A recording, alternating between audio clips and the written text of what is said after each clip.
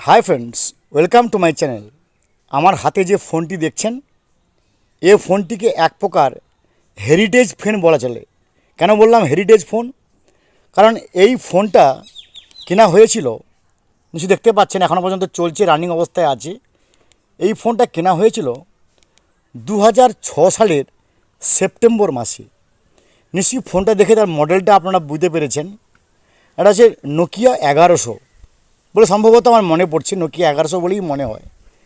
আমাদের পূর্ব মেদিনীপুরে সাধারণত আমাদের পূর্ব মেদিনীপুর জেলায় টাওয়ার ঢুকেছে, মানে ফোনের টাওয়ার ঢুকেছে প্রথম তমলুকে, তারপরে কাঁথিতে। প্রথম তমলুকে ফোনের টাওয়ার ঢুকে 2005-এর নভেম্বর ডিসেম্বরের দিকে। তারপরে আস্তে আস্তে কন্টাই এবং এপাশে মোটামুটি অ্যাভেলেবল হয় 2006-এর মার্চ মাস, এপ্রিল মাস, জুন মাস থেকে। এবং তারপরেই 2006-এর সেপ্টেম্বর মাসে